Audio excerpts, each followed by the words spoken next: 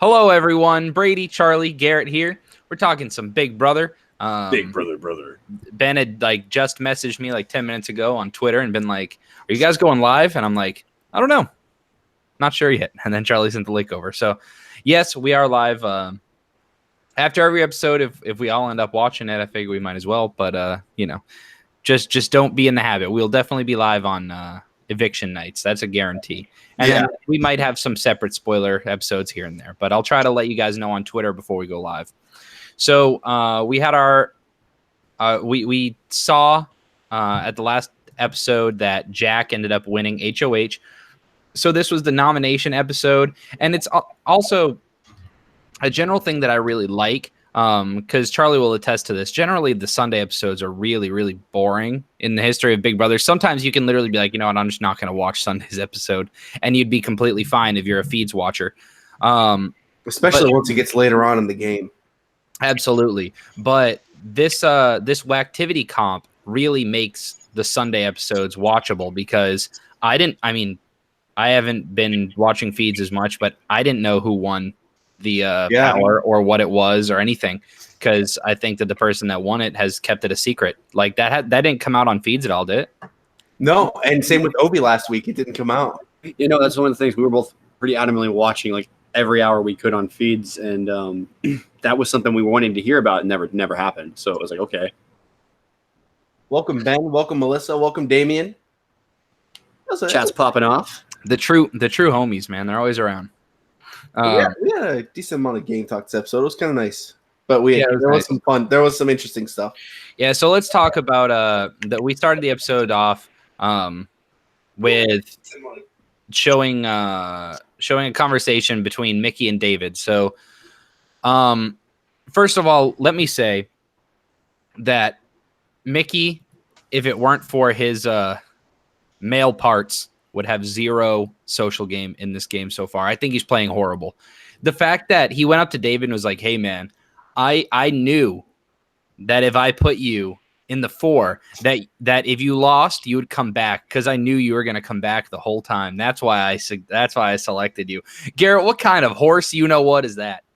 Oh, literally, this was me and we were just ripping on Mickey the whole time. Just the way he tried to convince, we'll get to it later, but there was another part where we were also just like, what is this guy doing? What are the things that he is saying? I think later in this episode, he does kind of realize that he doesn't have any of that, and he should just be brutally honest with people, because it doesn't work out when he tries to play him. You could see by the reactions on David's face that he just wasn't buying it at all. And he's like, yeah, okay, buddy.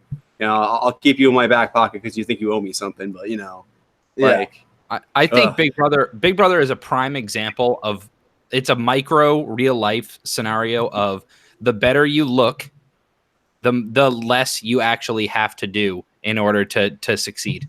And I think that Mickey is showcasing this 100%. Him and Jack together. And we'll talk about some feeds stuff at the end of the episode. Feeds. Or at the end of our episode.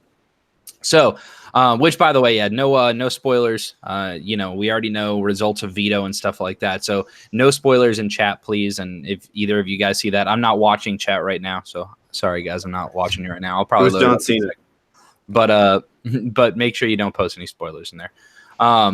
So David basically just makes a face at Mickey. I like how David's not trying to sugarcoat it, because David's not in the game.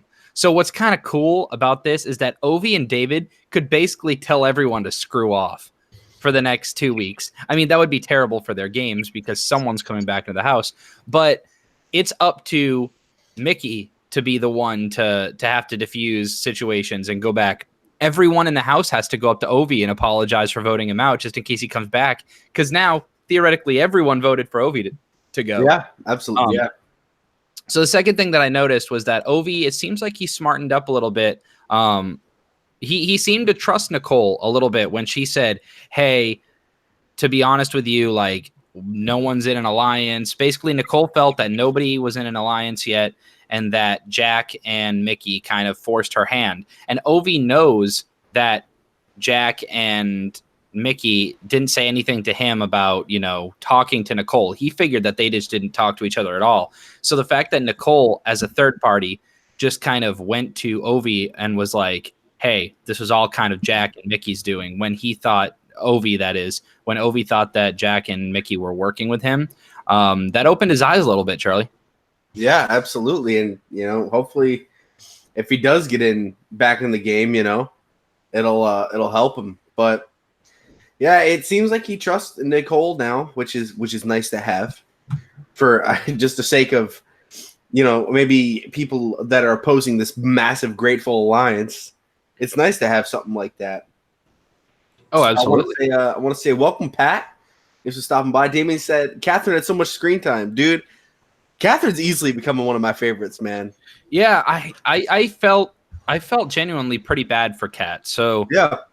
So which is funny because on the feeds, okay, so the way that CBS portrayed Kat in this episode was as the crazy, like they really portrayed Mickey as kind of the good guy, like all of his reasonings for wanting to not be around Kat anymore to be very justified. That's the way it was edited, was that Mickey was kind of the good guy and Kat was the crazy lady, which, to be honest, that's how it was for a while on feeds. But it got to this point, like everybody knows by now that Mickey and Kat had sex night one. Okay? They had sex night one. Mickey just told her that he was super into her, and then literally day two was going around and talking crap to everybody else, saying how like it was just a hookup thing and that she means nothing. And then he instantly went to Holly.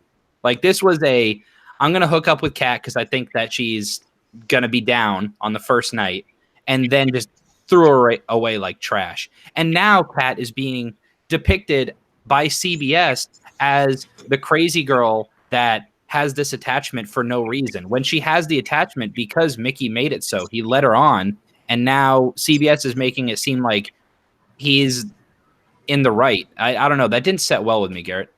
Right. I mean, it's kind of one of the unfortunate things about reality TV in some ways is that if they choose to portray somebody a certain way, I mean, if you want an example, go back to the previous episodes and watch the way they portrayed Nicole. Like now they've started to realize where she more falls. Someone in the chat was pointing out that she's playing a really good game so far. Absolutely. They picked up on that and they've started to make her look less crazy. But they just decided they needed somebody like that this season, so they picked Kat. And it's unfortunate for her because it's going to make her look really bad to the audience. But well. Yeah, absolutely. And Charlie, what do you think about I mean, obviously the hammock scenario was definitely weird with Kat just kind of walking up and, she didn't really get the hint that she wasn't wanted there. Like, I feel like you got to be pretty oblivious to like, if you go to sit down at the hammock and like people just aren't moving their feet and people aren't engaging in conversation with you, maybe you should just leave. But yeah, man, whatever. Yeah.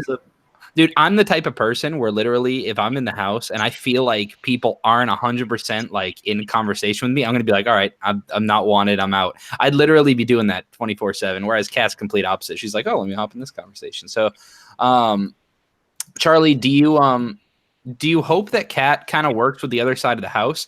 Because even though she's been kind of casted off from the Jack, Mickey, Holly, Annalise group, she hasn't really tried to align herself with Tommy and Christy and, Bella, I guess, kind of, Jessica, all these other people. Do you anticipate her working with them, or do you think she's going to just stay in limbo and hopefully make it to jury? I think her best chance is, we kind of saw a taste of it tonight, is if David gets back in the house. I think David will be the one that can truly like glue together another side of the house to face this Grateful Alliance. And I mean, here's what's going to happen. They're going to win Power one week and they're going to target Nick and Bella. Yeah. And we've seen this happen so many seasons where they just target the weakest links of that alliance anyways, where that alliance is going to turn on them before 8 anyways. I get Nick or Bella, one of them probably be pre-jury. So it's like, I don't know. I hope she bonds with Nicole and whoever stays of Jess or Kemi, if that's the plan. And it's like, they gotta figure something out or they're just going to keep getting picked off. Oh, absolutely. All right. So let's get to this Whacktivity comp, right? So this is the main emphasis of these Sunday episodes, as in addition to the nominations. So the activity comp honestly was pretty darn easy, man. So this comp was, there were 3 different snakes, and you had to find their matching snake, like the same pattern snake, out of different areas. And I mean, I don't know about you guys. Maybe you guys are really like not into snakes. Charlie, are you okay with snakes? I feel like in this scenario, I probably would have been fine because I know they're not going to like hurt me. Right, Garrett? Yeah, same. That was what I was talking about during this whole thing when we first saw what it was going to be. CBS is not going to put a poisonous, venomous snake in. No, that yellow snake looked like it wanted to fight somebody, though. Oh, the yellow there one? was a yellow with the red eyes, the one that looked Yeah. like a demon. Yeah. The yellow one looked like it was. But I ready want to pick that one up. Like, even though I know it's wrong, I'd be like, "Oh, what's up, bud?" You know, like, why are you so mad? I liked how Tommy was trying to like soothe them. He was like, "All right, come here." What did he do? He gave him personalities. He's like, "This is so and so. He's got issues." Tommy's reaction when he walked out there and realized what it was, and he just like stood there and screamed for a second. That popped me. That got me for it. I was like, "Oh, that was good." Snakes are cool though. So anyway, yeah, all the competitors got this done in under 2 minutes, and I think everyone with the exception of Holly got it in under a minute and a half, and it was fairly close. But Jack ended up winning by about 15 seconds, which was a lot because I think he finished with a time of 49 seconds. Yep, 49. I think next closest was, I know Tommy had 115. I think Sam was a little less than that. It was like 122. Yeah, I don't know. So like it was, Jack won, fairly handedly. I don't think anyone was super close, but within 10 seconds of each other. So Jack's power that he won is that he is allowed to basically force a redraw of veto drawing. So if you guys, I know some people, it's still new season to you guys, that in a veto competition, not everybody plays until final 6, which is exactly how long this power lasts until, because you don't draw once you're down to 6 people. So the people that play are the head of household, the 2 nominees, and then each of those people picks a token with a name out of on it out of a bag.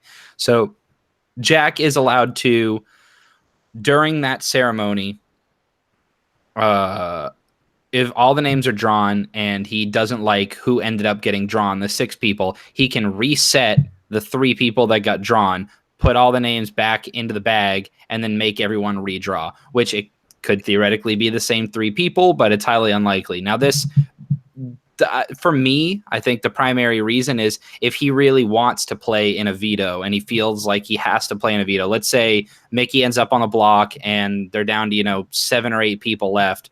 And he's like, all right, Mickey's on the block. I'm not. I need to be drawn for this veto. That way I can play and win. This is when you pull out the power, right, Charlie? Yeah. It compared to last week's power, I mean, it's kind of rough. Yeah, it's not as good. Not you much rather win the one last week, but hey. But it lasts the entire game.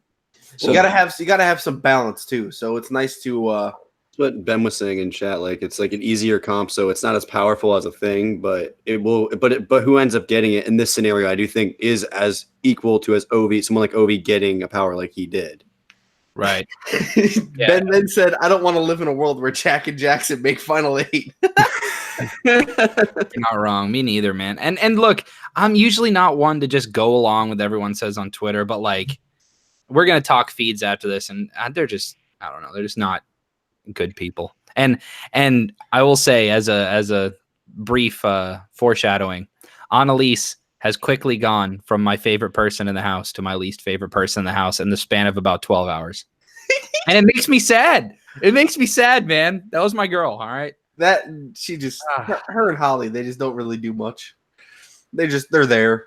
Yeah. I mean, just a direct quote from Annalise before feeds cut was, I'm very, very, very conservative with my body, but last night, however, feeds cut. That's what happened. That's what happened about 8 hours ago. So, all right, Jesus, let's talk about Love Island, guys. If you don't mind me getting on my soapbox here for a minute. Hey, man. Okay. CBS plays Love Island. Look, hey, they got a new show coming out Tuesday, 2 days from now, and they're about it. It's Love Island. I don't know why people can't be satisfied with the 70 other love TV shows on, but whatever. CBS has theirs too. But this one's popular in Britain, Brady. 5 nights a week. And it's in Fiji. So Love Island, they literally had a Love Island commercial during every single commercial break. And during the third commercial break, it was the last commercial to come on right before they came back to Big Brother, right? So we watched 30 seconds of Love Island, the same ad that we've seen over and over again. And then it cuts to, hey guys, come to the living room. We have a video package to show you. And what do they show us? Goddamn Love Island!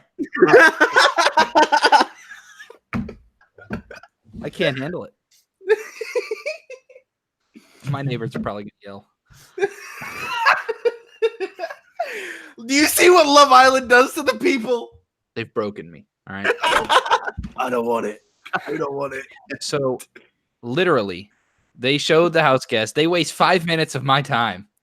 Okay, you only get what episodes end up being like 43 minutes of TV time, whatever. Oh, and man. they decide to take like an eighth of their time showing Love Island to the house guests, and then they show reactions that Garrett we're suspecting probably weren't even genuine reactions to the video, right? They may have played them that video, but the way it looked like when they were cutting away to where they were showing, like any shot that they showed that looked like it was an up close shot of the TV didn't look like a real television to me, or at least like, have you guys ever seen when they have like a television screen or a computer screen on like a lower budget TV show and it's just a green screen on there to put like fake computer stuff on there? That's what they do for 90% of all the technology you see on screens. It's just better depending on the After Effects guy you get for it. Like for instance, if you got me to do it, it would look terrible. But if you got the guy that taught me After Effects to do it, it would look like whatever you wanted it to look like. So it's like, this did not look great. Yeah, whoever they had running that TV probably did the Photoshop for the picture pre-David. Yeah, no, that intern got fired though, 100%. So anyway, they talk about Love Island during the veto competition on Wednesday. There's going to be one person that wins a trip to Fiji, a week-long trip to Fiji for 2 people. Great. They needed to waste 5 minutes of our time. I don't know. It was just like to get these BB20 house guests back on. How many have we already seen, man? Oh, that's right. Sorry, we saw Swaggy and Bailey, who literally they're all over Twitter. Like, and look, hey, I like them. I think it's cool. I like when couples work out. I like Swaggy and Bailey. I think they're cool. I think that they were kind of a mess in the house. But Garrett, I don't know if you heard of any of that season, but basically there was people that got together last season. And it was the only 2 people of color in the house. Well, actually, not people of color, just black people in the house. And whatever, he ended up knocking her up in the house. And then she got evicted. And then they had to deliver news.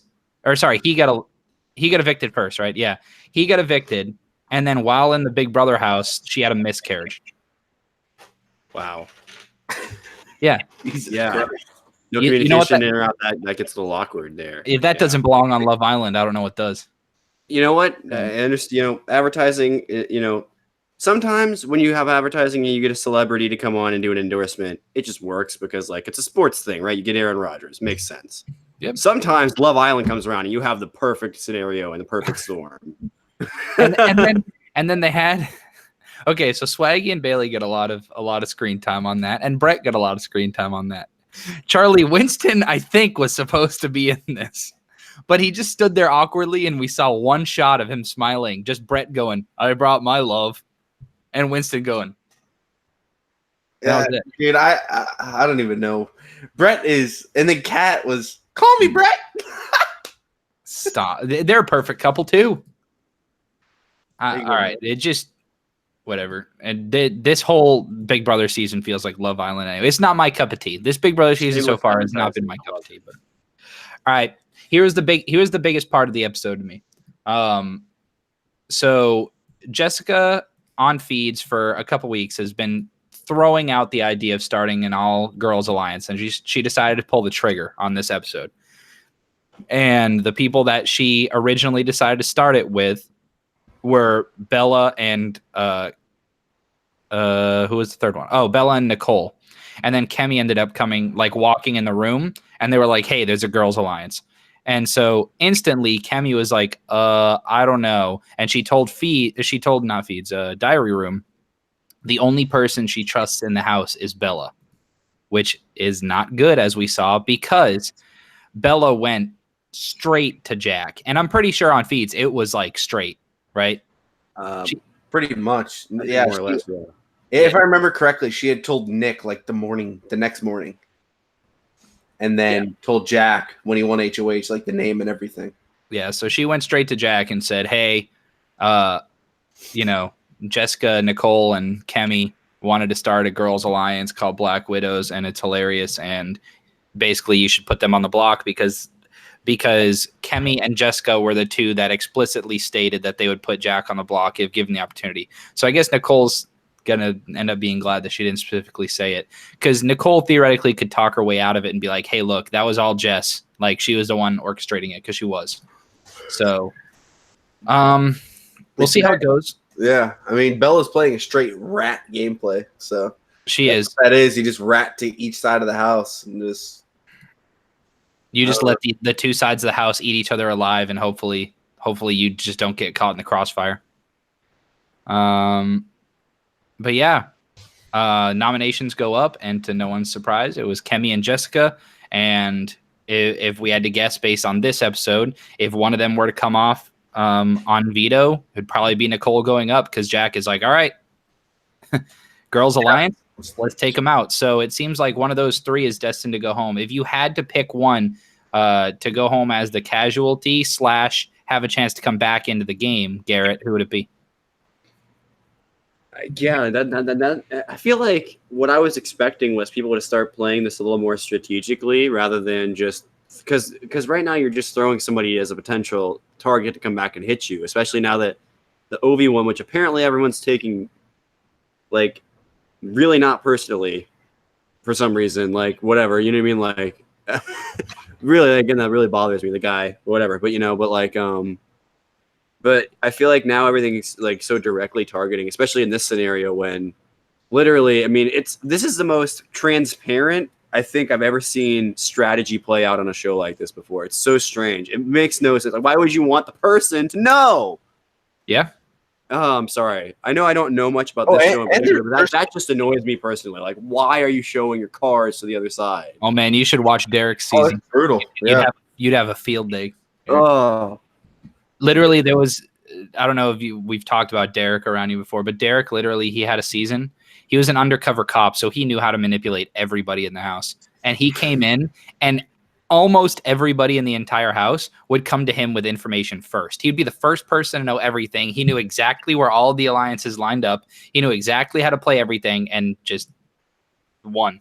It was the easiest. That's what he does. He infiltrates organizations and doesn't take over necessarily, but that's what he can decide to do, I guess. Could you imagine what Derek would do to this cast? Oh, you destroy Derek or any of the greats. Dan. Yeah. Oh, God, they destroy him. All right. No, but yeah, people are playing. It's a lot of scared right now because of the fact that they're in the house and they're coming right back. So they, Charlie, we got anything in chat to address? Yeah. Let's see. Both Tan and Sin said Kemi. They think Kemi's going this week. Okay. I believe that's what that was. Melissa said Bella creates chaos. She said she's here for it. I'm down with that, but unfortunately, I don't see it.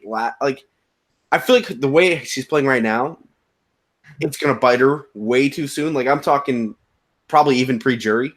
I mean, that's going on if Jess stays, because now Jess is targeting her, which is exactly what we were talking about earlier. Yeah, it's like they're gonna target. As soon as the opposite side wins power, they'll target the wrong people. Like Fessy last year. Oh, and Bella has the potential to be the one to orchestrate that. Yeah. Bella plant that does now, because I know they don't know what they're doing. They can just plant something in their heads that they need to do through that's such a bad look for them. Oh my goodness. You know what I mean? It's just a bad look for the show in general. Let's point out. It's just not look great. Yeah, I mean, we have a lot of people just floating around. And I loved this. Was the best quote of the episode was definitely when Kat was talking to David and she was like, and David was like, all right, where do the alliances lie? Like, where do you lie? And she's like, that's what's great about this season is that there are no alliances. And David straight looks at her and he goes, there are alliances. That just means you're not part of any. And she was like, well, you know what I mean? Like, no one's really gunning after the other side of the house. He's like, you got put on the block. They're gunning after you. What do you mean? Like, wake up, Literally. bro. Oh my God, David, and we're about to talk this because we'll switch over to feed stuff. Actually, let's do that now. So, that'll be it for like the episode recap, guys. So if you don't want to have live feed spoilers, stuff like that, and it's not really spoilers, but it is kind of an inside look to everything. We're not going to talk about like who won veto or anything right now. We'll do like a separate thing for that. I already said it was John Cena. That's true. You just couldn't see him; he was in the background. But we are going to talk about stuff going on with Jack and Mickey and David. So and all the girls. So yeah, maybe sign off now if you don't want to hear some behind the scenes stuff. So anyway, David, after coming back into the house, even though he's out of the game, the men talking Mickey, Jack, and Nick all got so defensive about the fact that he's in the house. And let's be honest, it's because David is a great looking dude. They like see them eyes? Dude, David is a handsome man, and they were literally, they felt threatened by him. So we already talked about this. So let's talk about our God, we're talking about love a lot, man. So and none of it's real love. So so let's go person by person. Mickey, we already talked about, had sex with Kat night 1, had sex with Holly week 1, and I think it's kind of an ongoing thing with him and Holly, right? And as soon as David came back into the house, even though he's out, Jack and Nick instantly like sunk the teeth into the women that they were pursuing. Nick instantly started being way more into Bella. I mean, he was into her already, but now Bella and Nick have already had sex, right? Mm-hmm. And last night, Jack put the moves on Annalise, and they had sex. So now we've got 3 guys. We've got 3 guys and 4 girls that have had sex. Poor Ovi. Where's his? 8. You know what? No, I can't say that. I can't say that. His girlfriend is number 1, awesome follow on Twitter, and 2, Ovi is the sweetest guy. Have you seen these video messages he's been leaving, Garrett? Not necessarily seen that, but I mean, I've just the time that me and Charlie are most often on the feeds is usually like, for them, it's usually like late in the afternoon to the evening. For us, it's at night, obviously. But like, that's usually when a lot of the interesting conversations going on is like when they're starting to get to the point where they're going to bed and stuff. Because people's guard goes down a little bit, and the guy just seems genuinely like a decent guy. Like, I think I'll be, if they don't like cut all of the like checkers chess matches that him and Nicole are having on the feeds, like it's actually great listening to them just kind of chat about not necessarily game stuff, because not always all the time on the feeds so obviously that's what you want to hear, but like listening to him talk and getting to know the guy's personality a little bit, he seems genuinely cool. The guy would be friends with Obi. Oh, me too. And it's like this season there's not as much hardcore gameplay as there always has been this early on. Sides are kind of slowly making their way, but there's not like cold-blooded stuff, with the exception of Jack and Mickey. Just they have a hatred for David that I honestly can't explain. Like, I mean, yeah. So I mean, I don't really want to touch that, but we're not touching it. I'm just yeah. I agree. I agree. There theoretically are reasons why they could single out David and Kemi. We'll leave it at that. Yes. But it's just Jack. Pardon my French, but Jack and Mickey are just pieces of shit.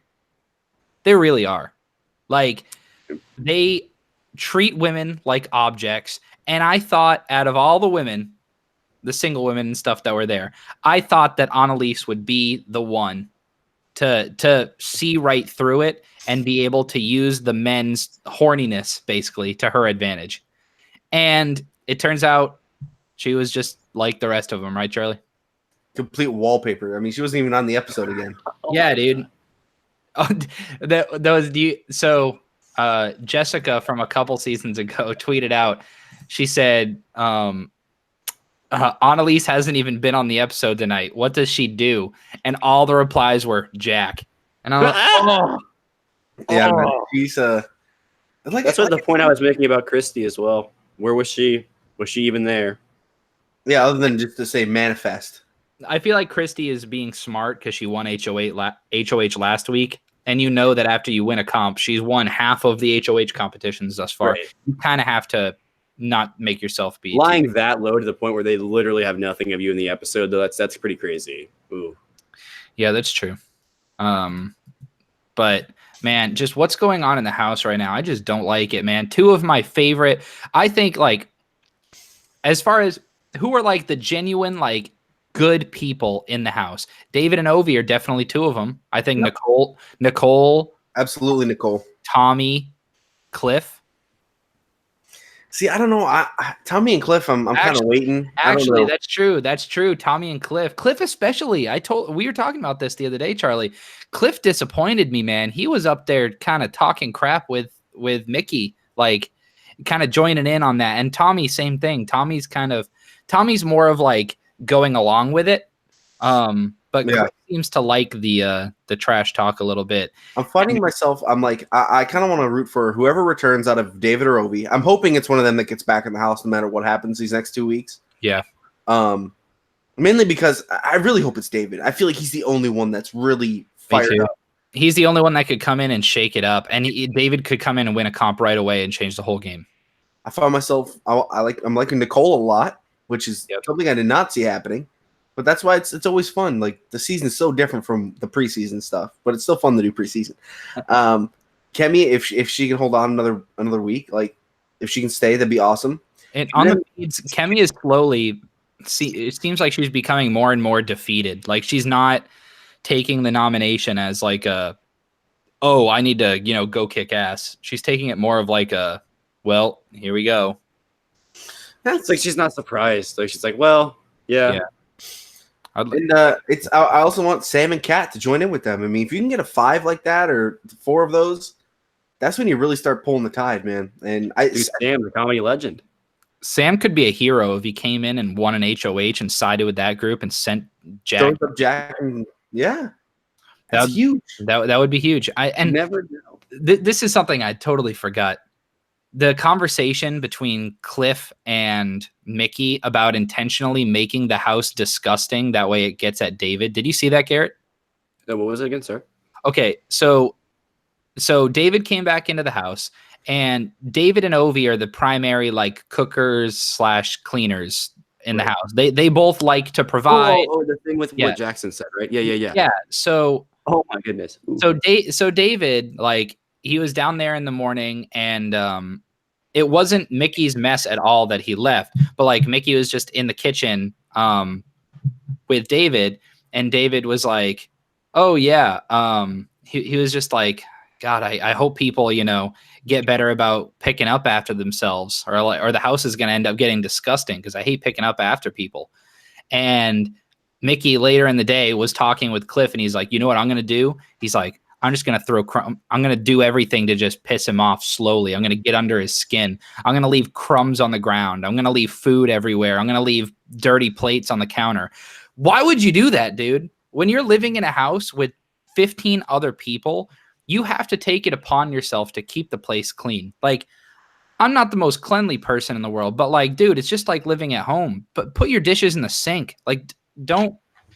If you're intentionally throwing crumbs, there's been Big Brother houses before where it's gotten so disgusting that they've had to like shut down feeds and like make them clean or bring in people to clean. It's gotten really bad, like cockroaches and whatever, rats.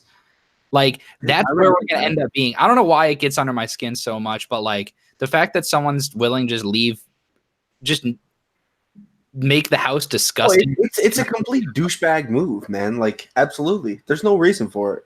And it's just, I don't know. It just plays into my personal life, man. Mickey, he's the type of guy that girls generally go for. Like, what the hell? What the hell? I mean, and like, And it's one thing to choose. Like, I get the idea of choosing a thing that a person particularly gets under their skin that you know, and using that as like a weakness. But it's almost like in this, you're also hurting yourself because it's just going to make you look like a jerk and like a slob to everybody else. Yeah. But that's the thing, man. Mickey and Jack are currently running the house. They can do whatever they want. They can screw whoever they want, and no one's going to care because they look good. Yeah. It's such a sad inner look into the Nice human over race. again, Brady. Dude, it's just, you're looking into the human race right here. And this is how people react. This is what our world has come to. This is why I threw out the idea earlier on Twitter. How cool would it be if CBS picked superfans and made a superfan season off of Twitter and YouTube and Instagram and Facebook and all these? Think about how many, Reddit threads and podcasts like we're doing right now and Twitter channels and Instagram feeds that all have hashtag BB21 in it. If they went through and found really dedicated people with good ideas and good wholesome opinions, they could find good, genuine people, because I know you can go through on someone's Twitter timeline and find out how they really tick. And you can make that decision before they even get on the show to know if they're going to act the way that they do. And all of these claims that are getting thrown around of like Jack and Mickey, like, are they racist? You don't have to worry about that if you can do a good background check before they get on the show. When you get someone like Jack, whose HOH letter was from the guy watching his dog, and apparently Jack isn't even his real name. When you get someone like that on the show, it's just embarrassing for CBS. Yeah. Yeah. Think about that superfan season. That'd be the best played game of all time. Oh, it would be Everyone would be so into it. You know what I mean? Like, everyone It'd be would so be so glad to be there. I'm just surprised we haven't had someone quit yet. That's happened like so many times. it was threatened a couple of times. There was a good portion on the feeds where I thought someone was just going to walk out right then and there. I was like, that's crazy. Saw that. Charlie? I want to hit a couple of these things that we're talking about in chat.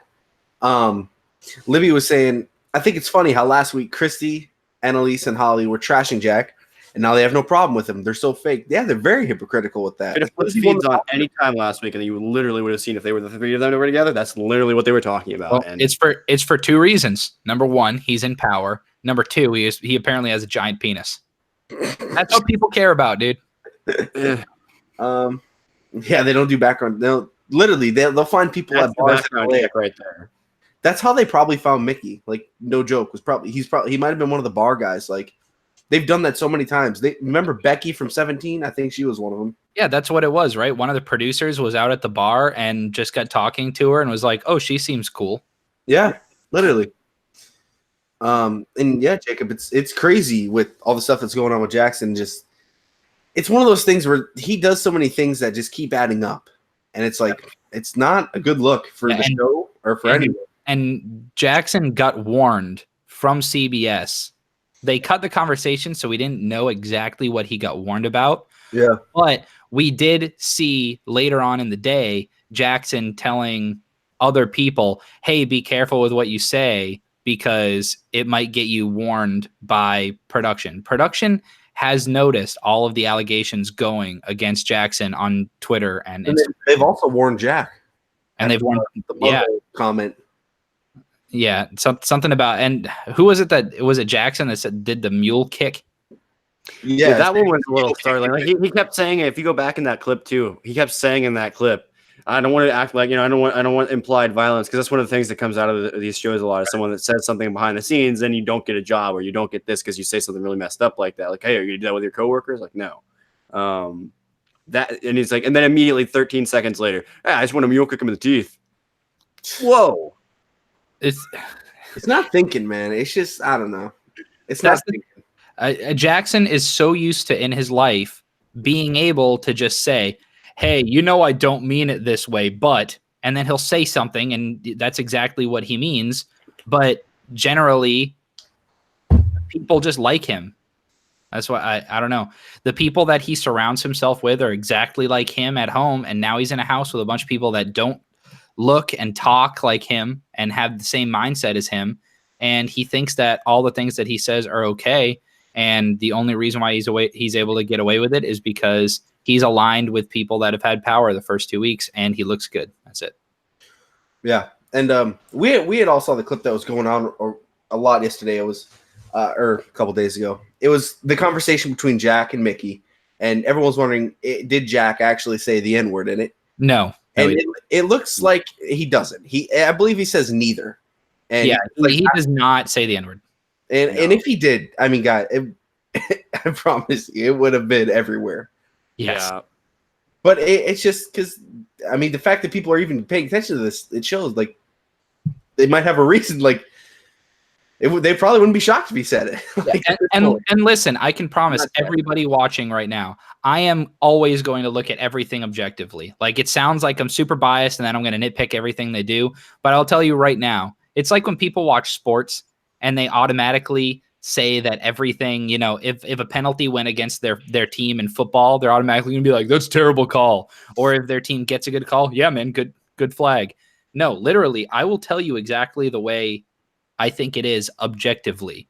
And I'm not going to be the type to go on the feeds and crank up my audio and wait for Jack or Jackson to say something that might be something that could get them in trouble and instantly be like, at CBS, did you see what Jack just... No, I'm not doing that, man.